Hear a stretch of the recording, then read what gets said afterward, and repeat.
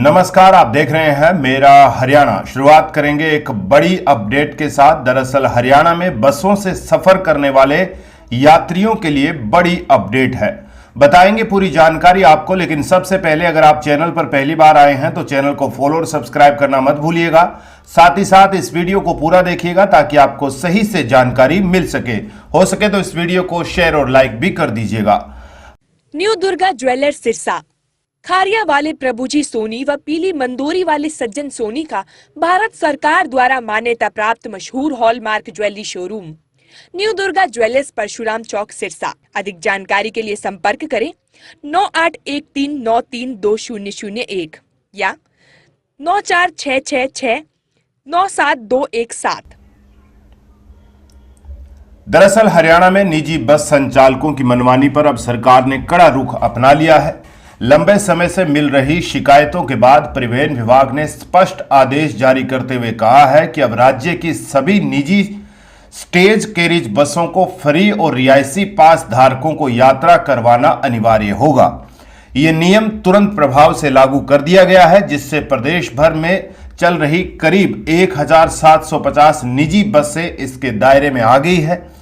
परिवहन विभाग के निर्देशों के मुताबिक निजी बस संचालकों को अब ठीक उसी तरह यात्रियों को सुविधा देनी होगी जैसे हरियाणा रोडवेज बसें देती है, यानी छात्र, दिव्यांग और अन्य श्रेणियों के पास धारकों को बिना किसी भेदभाव के बस में चढ़ाना और यात्रा करवाना जरूरी होगा। इस संबंध में सभी जिला परिवहन अधिकारियों और संबंधित प्राधिकरणों को आधिकारिक पत्र जारी कर सख्ती से पालन सुनिश्चित करने के निर्देश दिए गए हैं।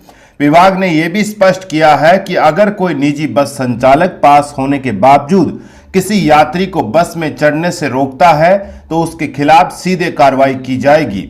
यात्री इस तरह की शिकायत संबंधित क्षेत्रीय परिवहन प्राधिकरण यानी आरटीए कार्यालय या विभाग के हेल्पलाइन नंबर पर दर्ज करा सकते हैं। अधिकारियों को निर्देश दिए गए हैं कि हर शिकायत पर तुरंत कार्रवाई होनी चाहिए।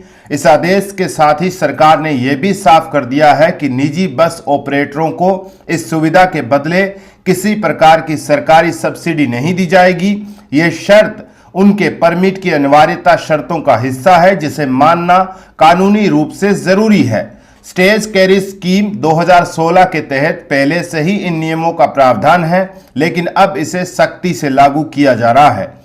परिवहन विभाग के सुपरिटेंडेंट बलजिंदर सिंह ने बताया कि विभाग को लगातार शिकायतें मिल रही थी कि निजी बस चालक पास होने के बावजूद छात्रों और बुजुर्गों को बस में नहीं बिठाते या उनके साथ दुर्व्यवहार करते हैं। इन्हीं शिकायतों को गंभीरता से लेते हुए यह कदम उठाया गया है। उन्होंने कहा कि जनहित में नियमों का सख्ती से पालन सुनिश्चित किया जाएगा और किसी भी स्तर पर लापरवाही मिलने पर कड़ी कार्रवाई होगी।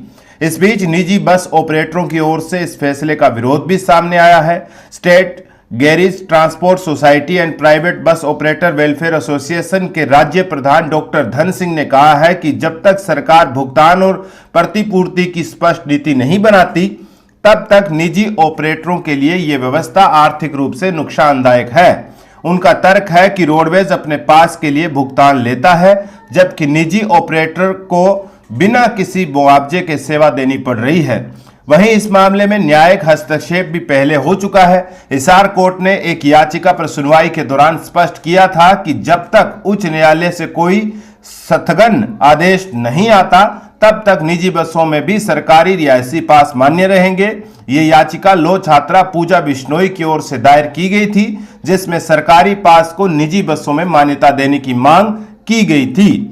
फिलहाल सरकार के इस फैसले के बाद प्रदेश में यात्रा करने वाले हजारों छात्रों, बुजुर्गों और अन्य पास धारकों को बड़ी राहत मिलने की उम्मीद है। वहीं निजी बस संचालकों और सरकार के बीच इस मुद्दे को लेकर आगे भी टकराव की स्थिति बनी रह सकती है। आप इस पर क्या सोचते हैं, हमें कमेंट करके जरूर बताइएगा। नमस्कार।